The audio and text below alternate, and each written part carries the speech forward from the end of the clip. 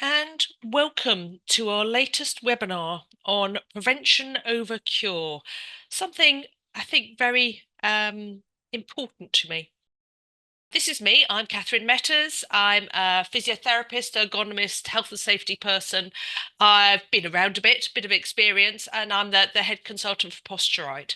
So I'm going to be setting the scene today. So could I have the next slide, please? My section really is introducing why I'm so passionate about it. My journey to where I am today, why proactive ergonomics really matters. Explore the reasons for us not making those changes that I think are so important. And maybe just outlining the steps that I think we all need to take to be more proactive so we can be more preventative rather than just curative. Please can I have the next slide? So my journey, I started life off training as a physiotherapist, a job that I thoroughly enjoyed. But I became very aware from my initial practice that I was seeing the same sort of things over again. And, physiotherapy by its nature is curative. But it's quite frustrating to see the same sort of injuries and having the same sort of discussions as to how that happened. So I often spent some time talking to my patients and saying to them, "Oh, I think maybe it's because you're doing this or that or the other." And I suggest to them that they spoke to their managers or whatever, to which I got various responses, often really culminating in, "Well, why don't you come and tell them that? Because they're not listening to me." So that really started me on the journey into where I am now, trying to be more curative.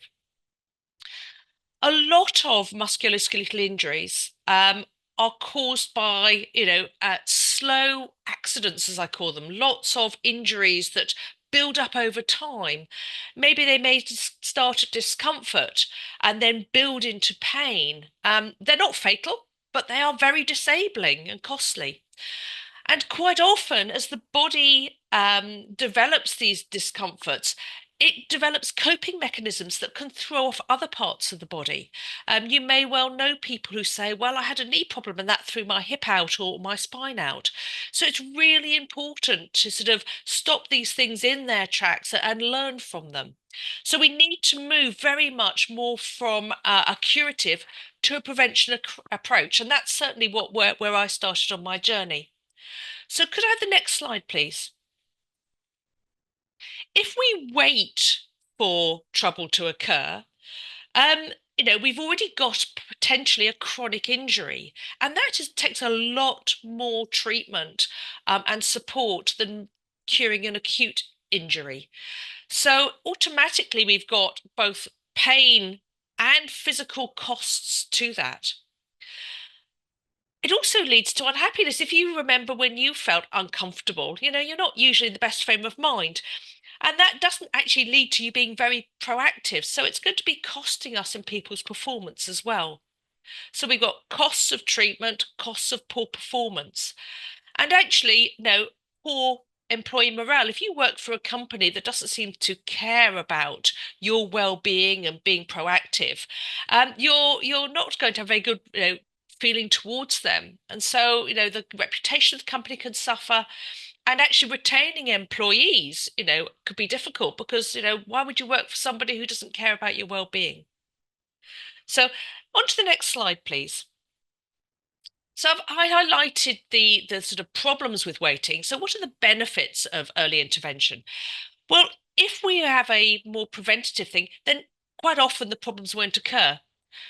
It's been a problem for me in my occupational health career, I suppose, in the fact that if you prevent problems happening, how do you prove how effective you've been? But it is the right thing to do.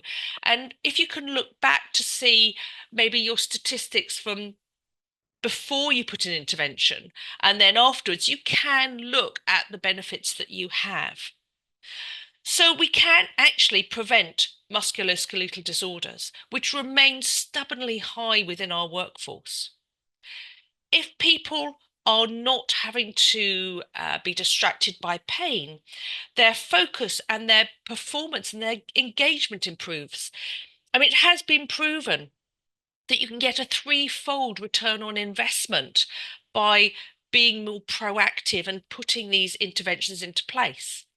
A very pertinent one for me is if you have some people working with laptops, providing them with a stand and separating the screen from the keyboard, will prevent neck problems. So that is a very simple way of improving and being preventative.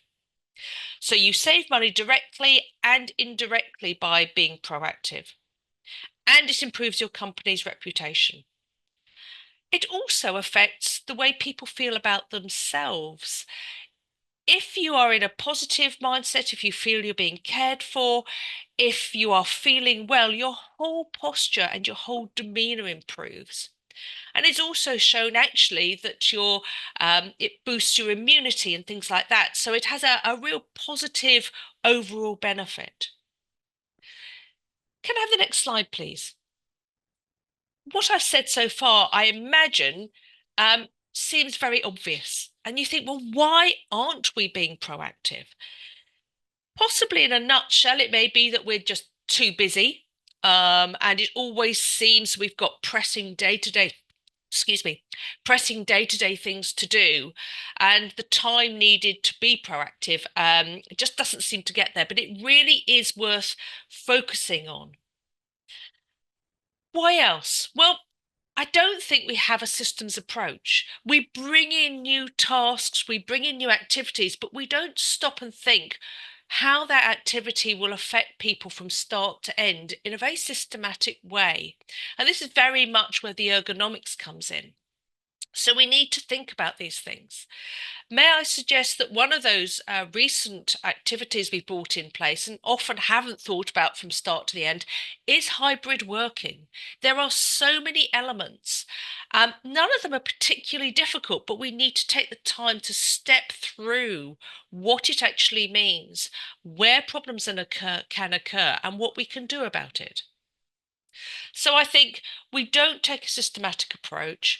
We don't take the time sometimes to step back, observe, and consider what actually is going on.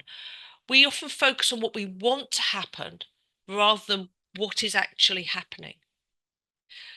Do we make sure that we have access to knowledge about human capabilities and human differences and build that into the processes and things that we design?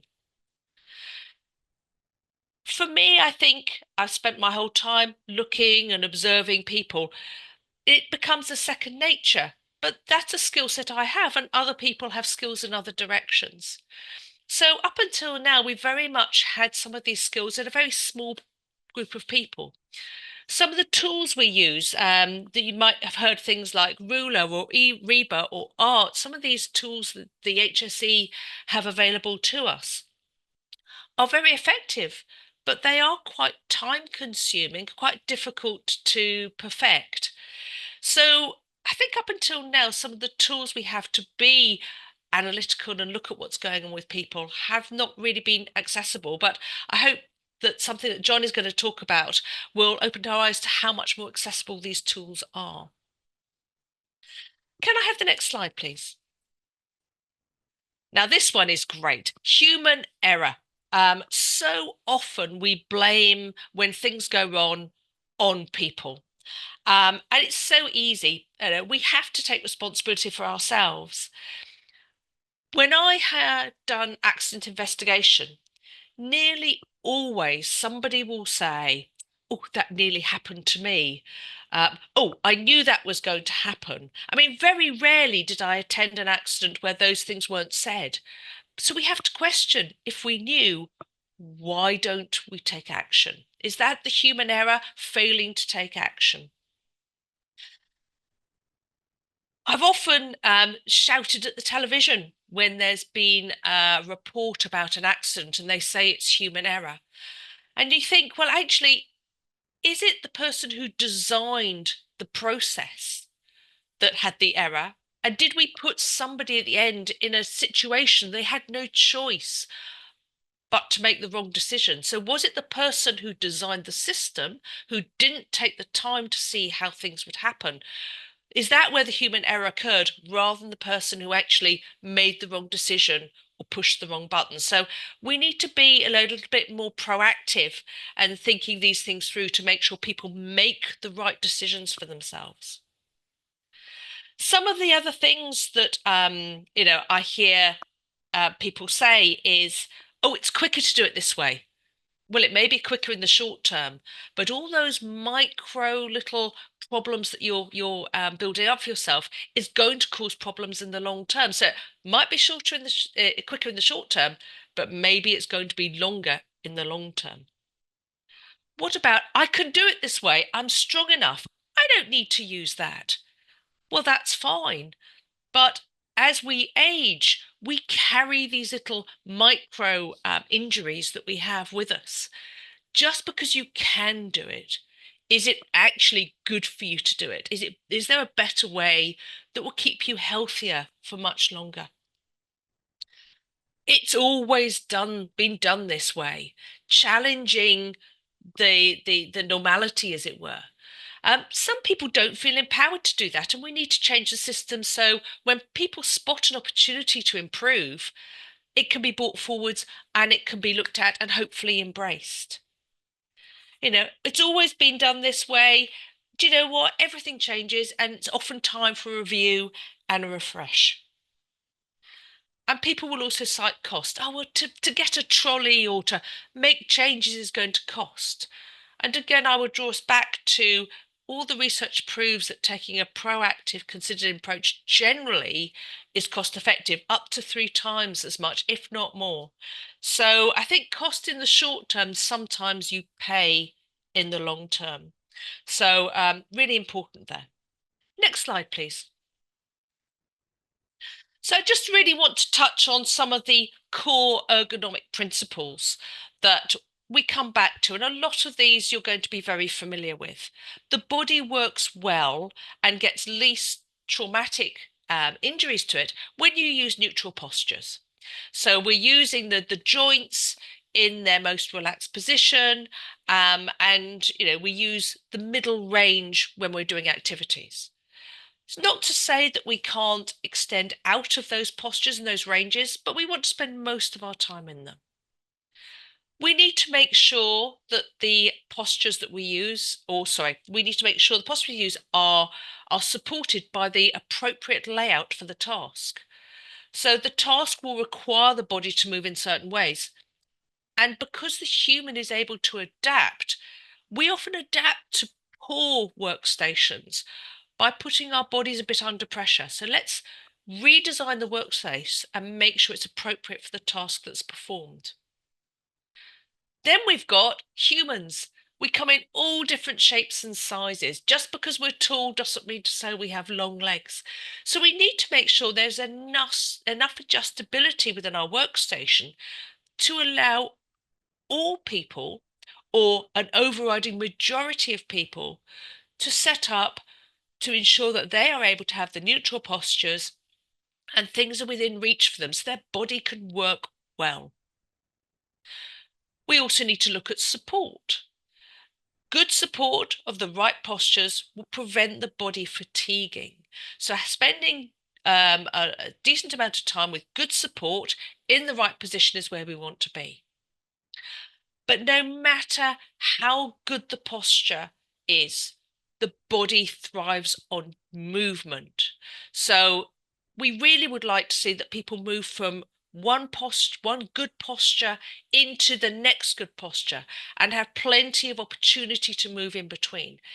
If there isn't a variety of tasks, we may need to impose additional breaks so the body can move. It's not only good for the body, it's good for the mind, it's good for your breathing. So really, really important to come back to these core principles because they really will apply in nearly all situations where humans are working.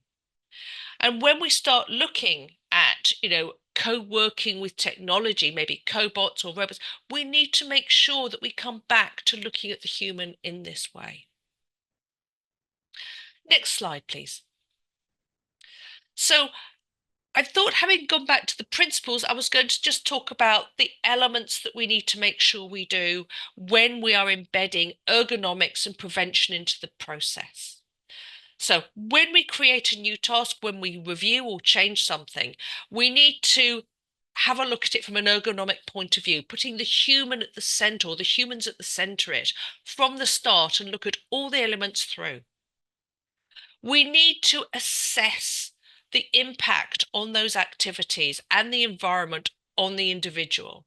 It's a requirement of our regulations to assess and risk assess any situation, any task that our staff undertake, and then put in any controls that we need to ensure their safety and well-being.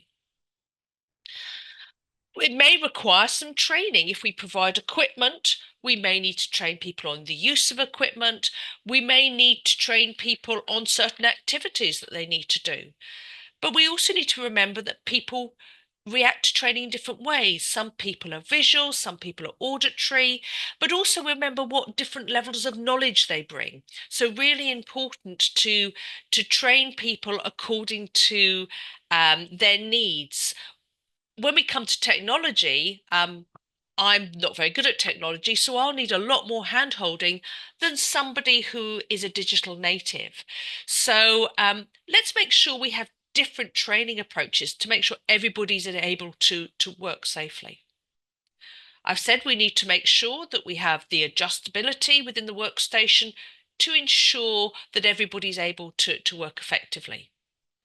We need to make sure there are clear processes to report concerns. When I come back to my accident investigation, most people know when there is a concern or a problem.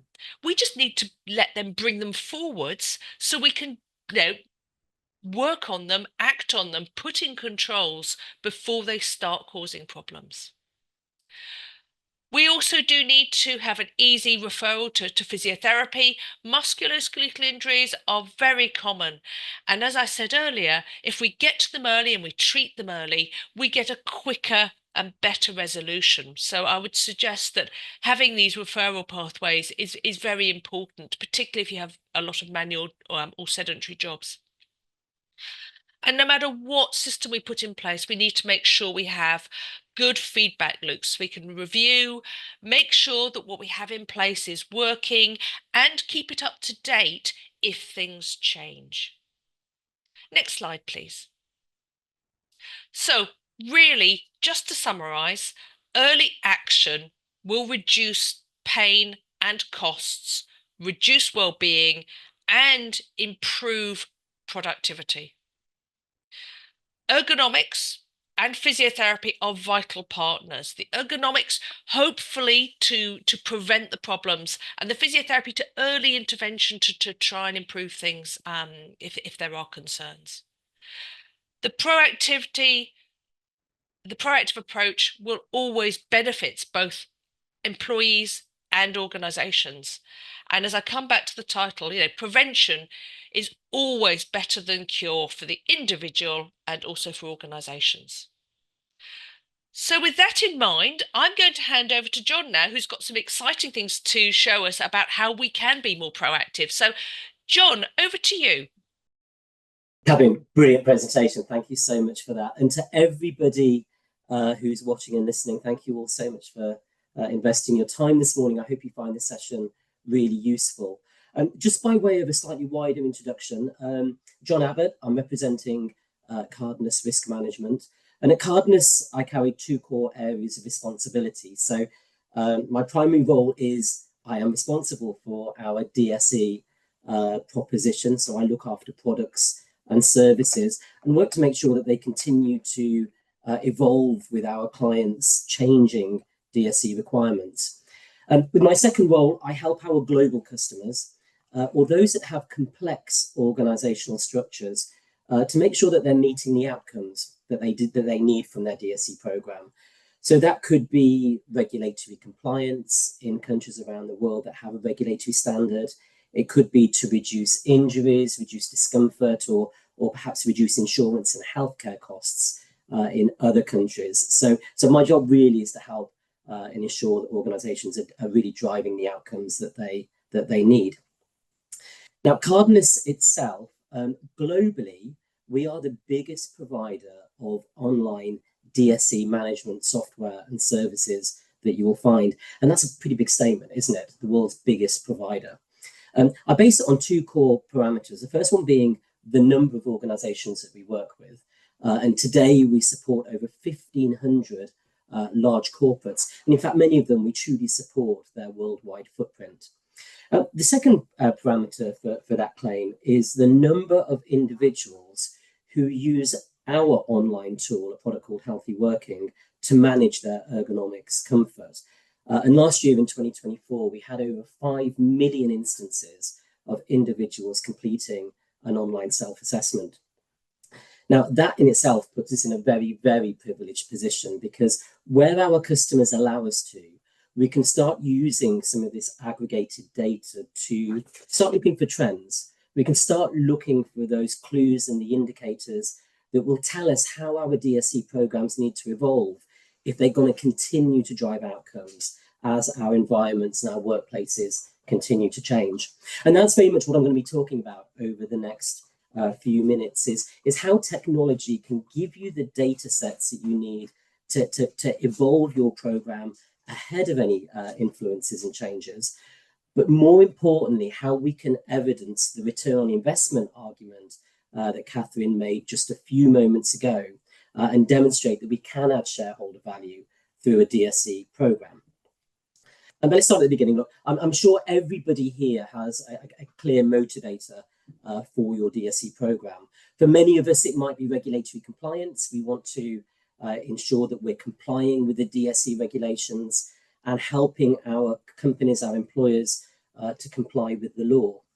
For some of us, I'm sure it's a healthcare well-being driver. We want our colleagues to be well, don't we? We don't want anybody to be experiencing any discomfort and potentially exposing them to harm or injury. That can be quite a difficult argument to have with leadership teams, because it can be expensive too. To Katharine's point, we might need equipment in order to help individuals get into a better posture and to work more effectively. And with competing demands financially nowadays, it can be tricky to get those budgets opened up for you. Regardless of, I don't think those two things are mutually exclusive. I think a really good, well-organized DSE program can demonstrate a significant return on investment. I'm going to say over the next few slides, what I want to do is to show you just how significant those returns can be and how easy it can be to influence leadership teams once they realize that rather than being a cost to the organization, that your DSE program is adding demonstrable shareholder value. But I do want to start here at the beginning, just looking at regulations. You know, I've always been a big fan of the UK health and safety regulatory environment. I think the health and safety executive in most cases are truly leading the field amongst regulators around the world in terms of having a really clear message of what we need to achieve.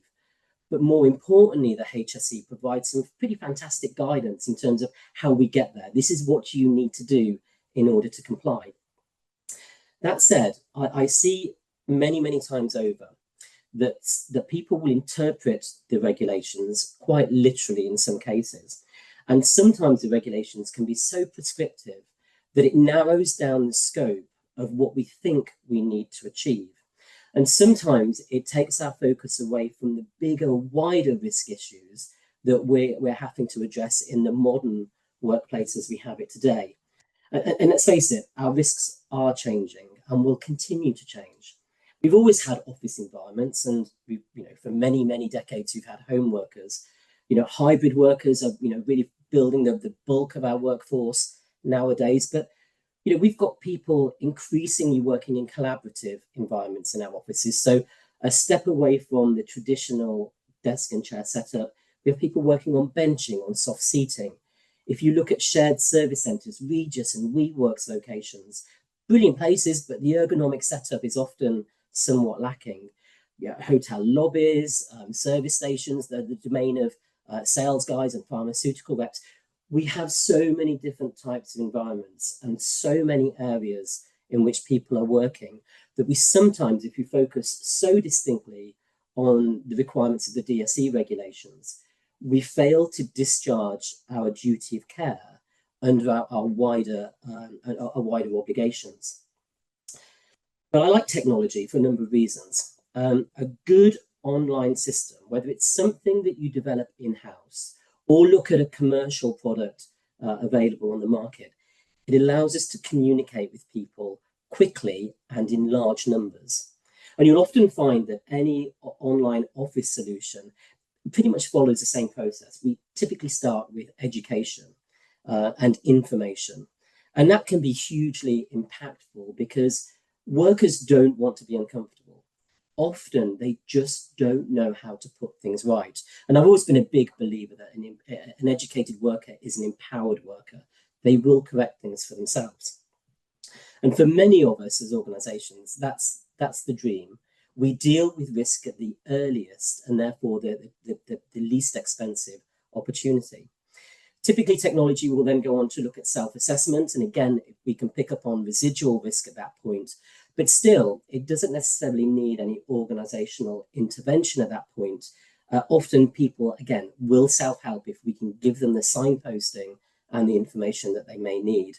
So the idea with technology is it gives you the tools to reduce risk early in the process. So by the time you've got individuals coming through that funnel, people who perhaps need Katharine's support in her physiotherapy role, we've narrowed the scope down and we're able to focus wholly on those people who genuinely need the support of people like Katharine, rather than those people who are just moaning and complaining about their general setup. But let's bring this into a return on investment argument. So there's a lot of research out there that shows that if you're comfortable, you're more productive. A study that I really like is one that was completed in the US a few years ago. A group were looking at lost time productivity as a result of everyday DSE discomfort.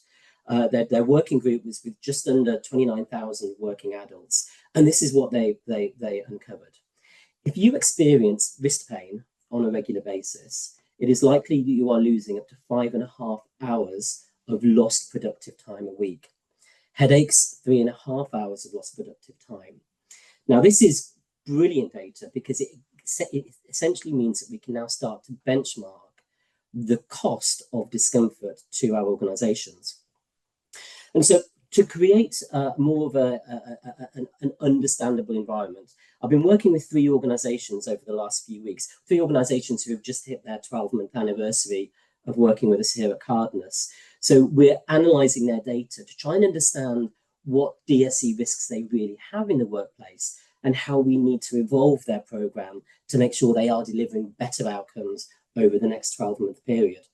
And I've been working with a financial services company that you can see data for on the left-hand side on your screens, an energy company in the middle, and then to the right-hand side, a telecommunications company. And for the sake of time, I haven't looked at all DSE discomfort. I've looked at one that I'm sure many of us on this call can relate to, the issue of back pain. So within the self-assessment, we ask users how often they experience lower back pain and or neck, shoulder and upper back pain. And what we're really looking for are those people that experience it on a frequent basis, a daily or weekly basis. So we can see 503 incidents is in the last 12 months of individuals reporting lower back pain and 659 instances of individuals reporting neck, shoulder and upper back pain. There is some nuance in there because some individuals will report both, and there is no research to show that there's a cumulative effect on that basis. So to break it down, we found 714 individuals, unique individuals, either reported lower back pain or neck, shoulder and upper back pain, or both. So using that data on that previous screen, these 714 individuals represent 3,781 lost productive hours a week. It's a big number, isn't it? If we can start speaking to our HR colleagues, get an understanding of average salary, we can now start to put a financial figure of the cost of discomfort to our organizations. But look, when you extrapolate that up further on an annual basis, assuming 46 working weeks a year, you're looking at 173, just under 174 lost productive hours a year. And that's a big number, isn't it? I mean, even I struggle to comprehend that in some cases. But if we tie it right the way back down, it represents just 1 hour per worker who's in discomfort per day. And that seems much more realistic, doesn't it? Because presenteeism is there all the time. You may take longer to go to the restroom or to make yourself a coffee because you know when you sit down, it's going to hurt a little bit more. That figure might also include absences and other issues that affect a worker who's experiencing discomfort to that degree. And that's really where a good program can come into place. You may not necessarily be able to change the world overnight. We might not be able to reduce that hour down to nothing, but if we can reduce it to 45 minutes of lost productive time or 30 minutes of lost productive time, immediately we're starting to show that shareholder value. But with these companies, what we now know is we've got a problem with back pain. And this is where an online system can really help you, because you've got access to data. And that gives us the tools to start to look a little more closely at cause and effect. What is the cause of all this discomfort that we have out there? So the first thing we looked at is, who are these workers? Who's experiencing all this discomfort? And take a look. By a country mile, it's the hybrid workers who are struggling. There's a good number of office-based workers out there, absolutely. Fewer home workers, but then I think we don't have a huge home working population in the UK anymore. We tend to be more hybrid workers. But look, immediately we can see we have an issue with each of these organizations in terms of hybrid workers. And that raises some questions. Why? We've had people in this hybrid environment since COVID. We're 5 years into this now. Why would we be experiencing this level of discomfort? So to take it down to the next level, we can start to understand how people are working in their home environments. And this is where it becomes a little more interesting and a little more surprising, I think. So again, I'm going to stick with the financial customer information on the left-hand side. You can see the data relating to the two other organizations to the right. So a sample size of 3,113 hybrid workers have participated in the last 12 months. 862 told us they did not have a desk and chair setup at their home location. We now want to explore why. The vast majority, as we can see showing in pink here, people are working in a dining room table and chair.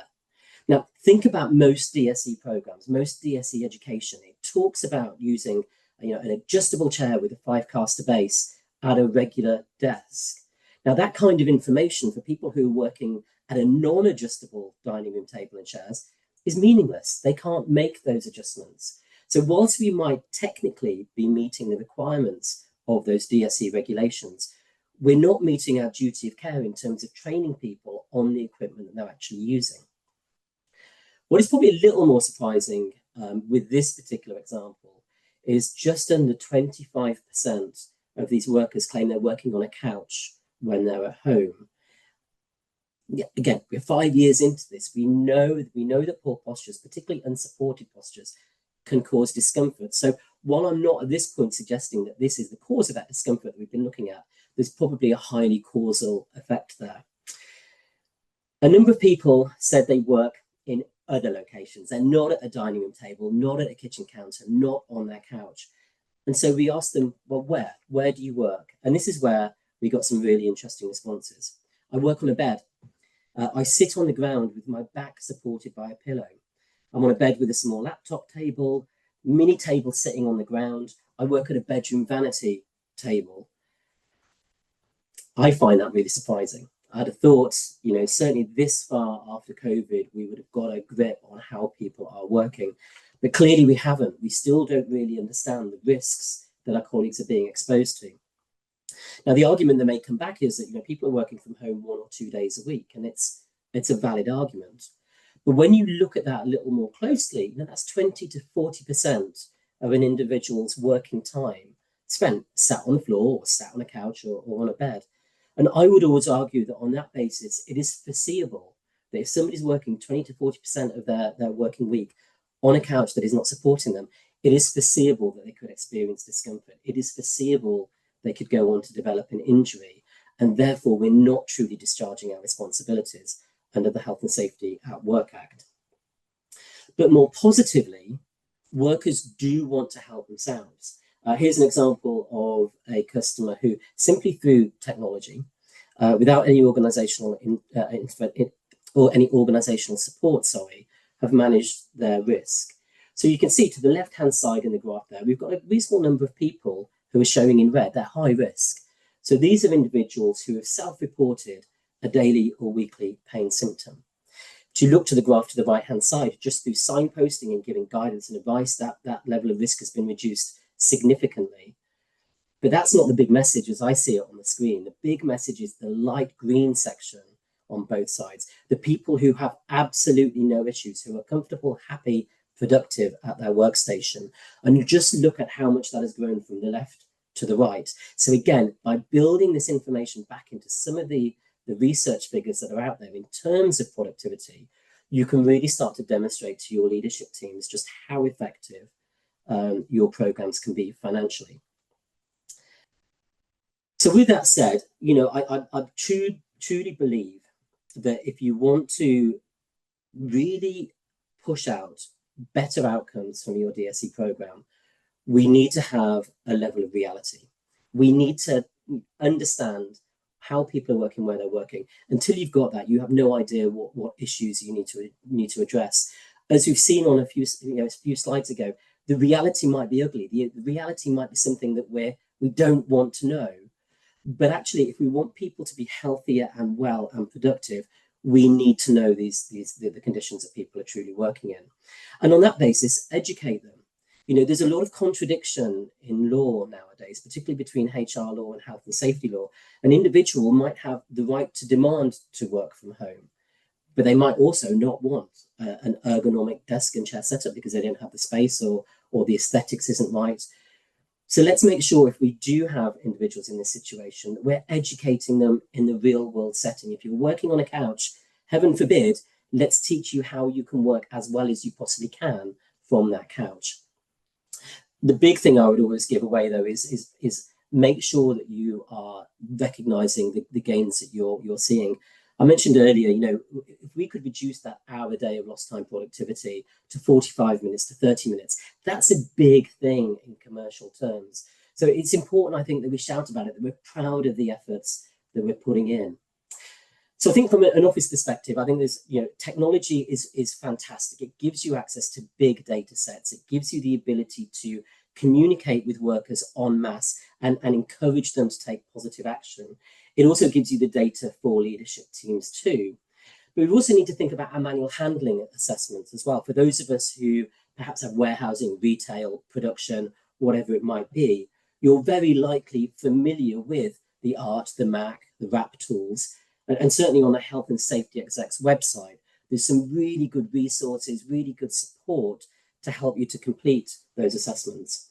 And perhaps for those of us who have US ownership, we might be more familiar with the ruler, the Reba assessments, or the NIOSH lifting equations. But either way, these can be really time-consuming assessments to complete. Not just in terms of the assessment itself, but if you've got multiple locations, you need to travel, of course, you've got the time and the travel costs associated with that. But you also have a level of subjectivity with all of these assessments.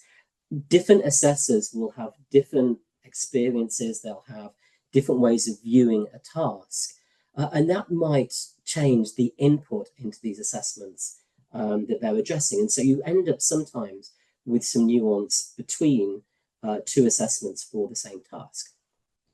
So over the last few years, Posturite and Cardinus, we've been looking at artificial intelligence-driven solutions. And this is a very trendy, it's a very fashionable area of work right now. And what we're seeing is there's a lot of tools that are coming out of the professional sporting arena, basketball, golf, those kind of areas, into the occupational setting. And what they're doing is giving us access, again, to a lot of very objective data. There's some vendors out there that will talk about how their tools will not only show you the risk, it will give you the solutions. That I'm much more cynical about. I think these tools, as I'll show you in a second, are brilliant in terms of giving you information and then empowering you to make the decisions, whether that's from a behavioral perspective, an engineering perspective, the decisions to reduce the risk associated with that task.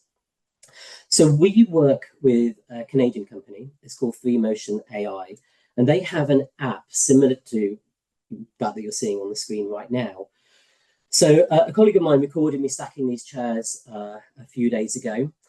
So what you can see is in real time, we're getting a risk profile for my actions completing this particular task. Now, the challenge with using a mobile phone for this is a mobile phone camera works in 2 dimensions. And so it's very difficult to really pick up on the true movement. So at this level, the app will pick up, I think, on 12 skeletal points. By using an algorithmic approach, that increases to 53, 55 skeletal points. So it gives you the ability to create a really engaging avatar of how that individual is completing that task. And so what you can see to the right-hand side here is my particular profile in real time. So this activity is affecting my shoulders. We can see that because I'm lifting above my shoulder height and I'm stretching too. My lower back is also under strain from the bending and the twisting movement as I go to grab those chairs. So where this works really well at this immediate level, this flash level, is it gives you the tools to educate colleagues. I find especially younger colleagues when I'm on site, because with the majority of our younger workers, they don't hurt yet. They're invincible and struggle to get the concept that these constant stresses on their body will at some point cause them to experience some kind of discomfort or perhaps worse. So visually, at this stage, we can work with colleagues to show that if you change your behavior, if you change the way you do something, you can reduce the stresses on your body. And it is a really, really good way of encouraging that longer term behavior change. So this tool gives you the ability in real time to be on site with your app. Alternatively, if you have colleagues in different counties, different countries even, they can send the video into you for immediate analysis, thereby completely cutting out all of that travel time and experience. Now, I'm just going to go to the dashboard that's associated with this. So behind the scenes, while we have that flash view at that app level, we can go into a lot more detail with the report itself. So here, from my dashboard, I can see the same action. I can see in a little more clearly how my risk profile to the right-hand side here is affected by the actions that I'm completing with this particular task. I can stop this video at any point if I want to analyze any of it. I can do that at any particular point, but this report now gives you a lot more detail in terms of the risks to the individual's upper body, to their lower body. We'll be looking at stretch and reach risk associated with it as well. As we come down, we can start to look at the crucial points, the higher risk areas. So for my upper body, what action was creating the greatest risk for me? And it was that above shoulder stretch or reach that I was completing. For my lower body, it was that bend and stoop. So immediately we can see the highest risk parts of that activity that I'm completing. For those of you who have physiotherapy, physical therapy, occupational health support, we can give you a lot of kinematic information. So we look at spinal loading, compression. We can look for angles through the shoulder, through the elbow. But importantly, I'm just going to scroll to the very bottom here, you've got your MAC assessment. So for those of you who've completed the MAC assessment, you will probably know this takes some time to complete. In near real time, I have this information to hand, or certainly within just a few minutes, I have that information to hand. And so this gives you now the ability to make really informed decisions, not just on the task that you're completing, but actually on the individual who is completing it as well, particularly if they're tall or short or heavy, how that individual's physiology is affecting the way that they complete that task. So just coming back to my presentation for one final wrap-up slide, we at Posturite Cardinus big believers in knowledge sharing. So if anybody out there right now is looking to develop your own office ergonomics program in-house, or are perhaps looking commercially at products on the market, we have a wonderful guide that will help you to understand what you should be looking for.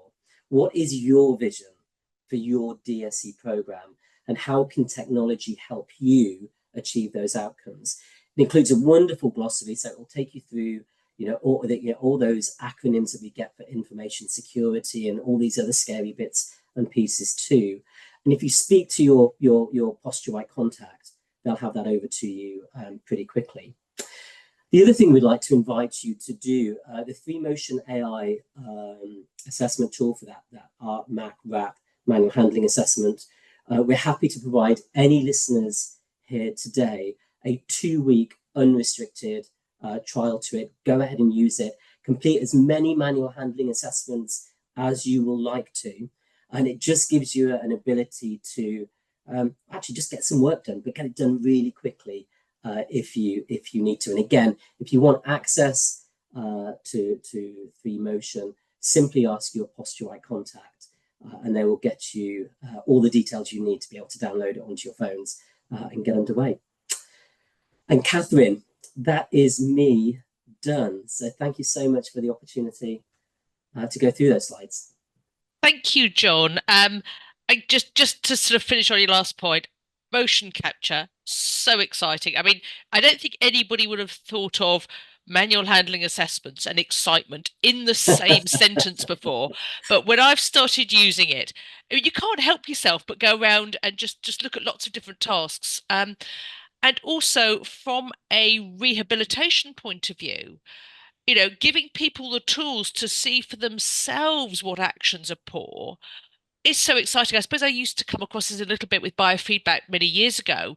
It just gives people a view into the world to make differences for themselves. So I think it is very exciting. So sorry for taking time on questions for that, but I couldn't really help myself. So we've got a few questions coming on in. So I'm going to have a little look and just let Jon, you just have a look while you gather your breath.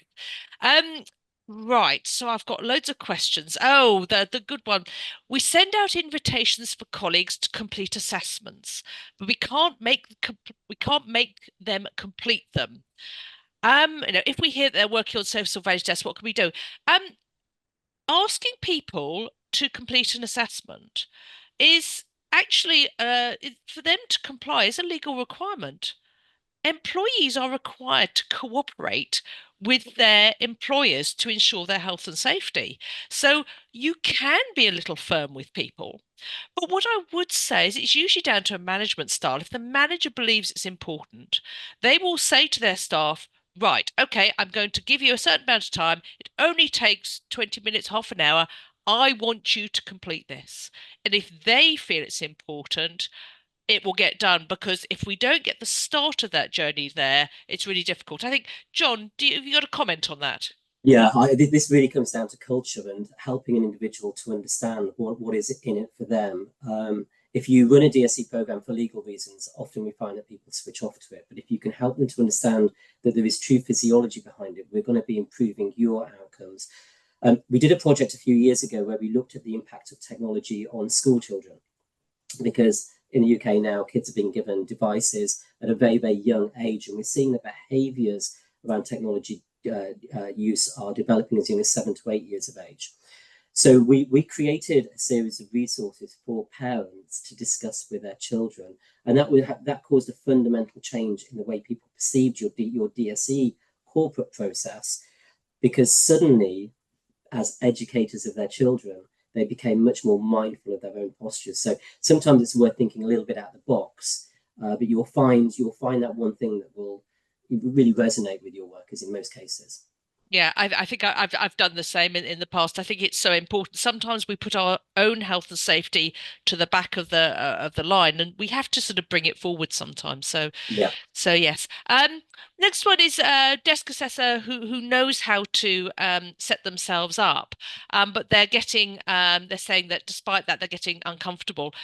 It's difficult to give a general viewpoint, but it would sound as if maybe your chair is not appropriate for your needs, and maybe you need somebody to come and have a look. Sometimes you can see better than you can feel, particularly if you've got discomfort. So I'd encourage you to do that. Um, oh, there's one here, maybe, Jon, for you. Does the motion capture solution take into account the weight of a load? Yes, it does. and also the frequency of it. You can build in various adaptations. I saw a question earlier about male-female differences. Things like height and weight can all have an impact on spinal loading. So some of those requirements can be built in, except the fact that you do get into a privacy element. I don't want to tell you how much I weigh. So you can guesstimate or use averages on that basis. But yeah, all of these things do make a slight variation on the impact to the individual. And on a similar vein, it just say, does it differentiate between male and female load exposure? It does. Height differences, especially on that basis. So yes, it absolutely does. Okay. And a great one here. Cardinus probably should aim the three motion program at workers in factories, agricultural places, as well as office workers. I know the answer to that, but Jon, I mean, Of course, absolutely, all of the above. Katharine, there's a really good question here from Noel. Noel, you're asking about hybrid workers and are employers expected to replicate the same environment in a private home?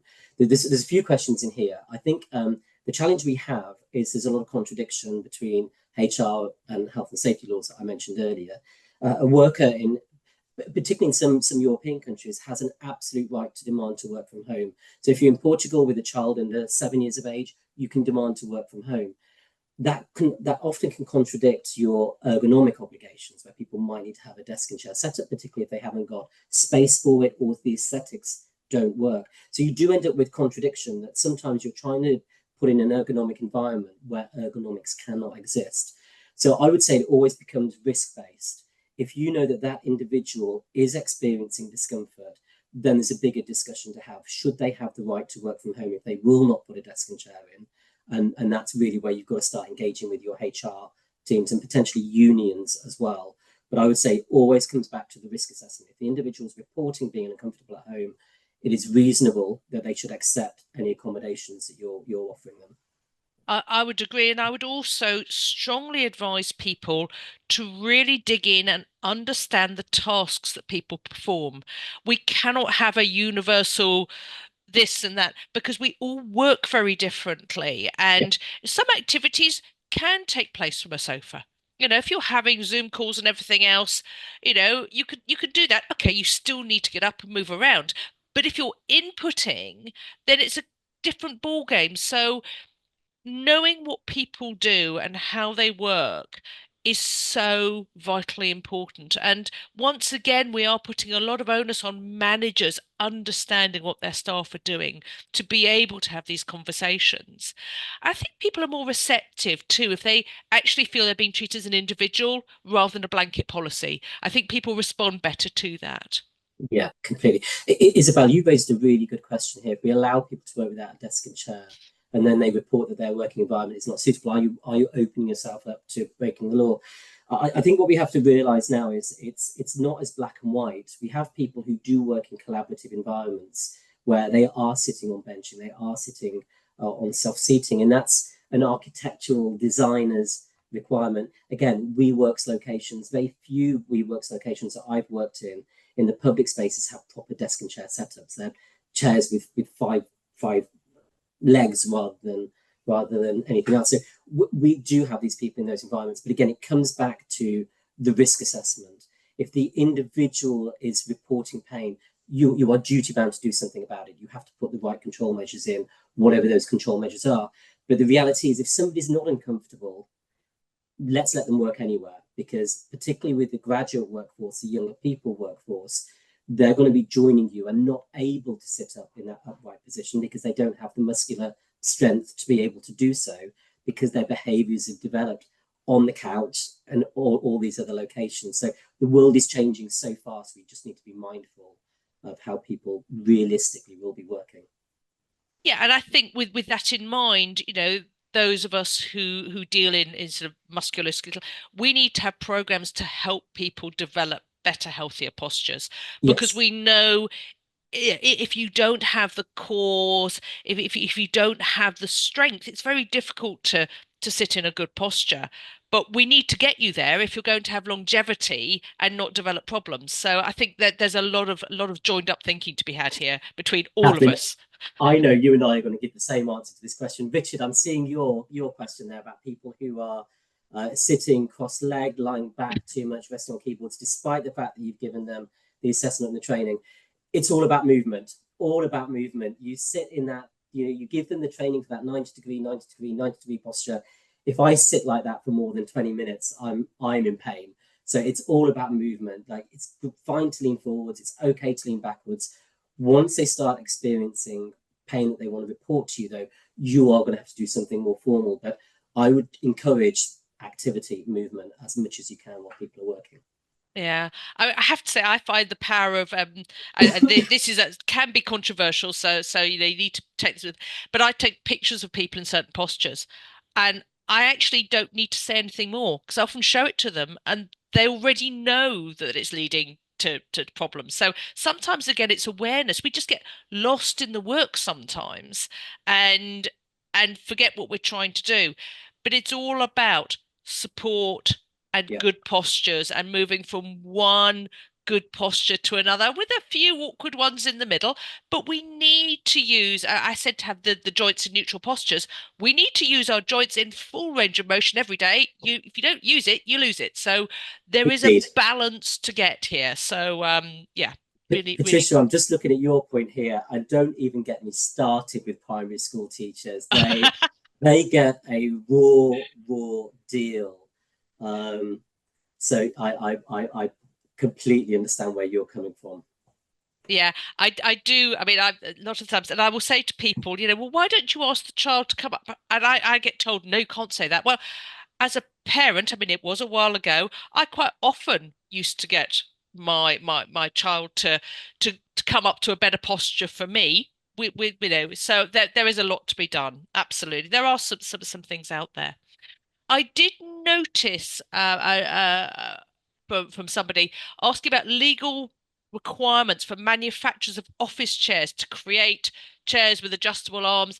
There are standards, you know, BSEN 1335 and 9241 gives very clear things to manufacturers, but if they're making a operator's chair to use at DSE, then they should say what standards they comply with. But obviously, they can design anything they want, but know what you're looking for when you're buying a chair. There are obviously Posturite. There are lots of companies out there who will be able to point you in the right direction and say, these ones comply, and these are the benefits, and these are the drawbacks of the ones. So reach out for the free advice that we will give, and then help you to make the right decision. Yeah. Helen, you've raised a really interesting question about sit to stand desks. Um, I struggle with sit to stand desks because they're brilliant if you use them properly. If you don't use them properly, all you're doing is essentially moving discomfort points from lower back to legs and feet. What I find is lots of individuals will get a sit to stand desk and they'll never use it. They will never use it. So if you are going to invest in something like that, I would also suggest that you look at good education or prompts. There's some really nice software prompting tools out there that will help an individual to understand what standing and sitting rotation they need, and then will help them to encourage that. So, yeah, you need support with the sit stand desk to make sure people use it properly, I think. Yeah, I think I would add to that. I'd probably be a bit more positive about that, John, as well, because quite often, quite early on, I would recommend a sit-stand desk over a chair for somebody. But Right. you're right, you do need to understand that person to make sure that they are going to use it, because long-term standing is as much of a problem as long-term sitting is. So you have to understand what the best solution is for that person. And so yes, there isn't sadly, or else we wouldn't have a job actually. There isn't one solution to every problem. So we haven't got a lot more time, so let's just have a quick look and see if um, there is one that came through in advance. If you just bear with me, there was a note to ask whether we thought the DSE regulations need updating to an enhanced preventative strategy. But there's a lot of things to that. The regulations in themselves, I think, still pretty much hold true. The Yep. guidance, I think, needs updating. And I would just say, as a project I've got on the side, the Chartered Institute of Ergonomics and Human Factors, we have got a working group at the moment to try and up our guidance. We have a very good document about mobile working already freely available on the website, but we are looking to update it. To do with hybrid working. But I would agree that we do need to take a more preventative approach. Absolutely. Because, we don't want to wait till the problems occur. So actually, there was an interesting one, John, that I noticed about whether there were plans to make the motion capture solution available for DSE assessments. Now, I've got a view on that, but I'll be Well, interested to hear your view on that.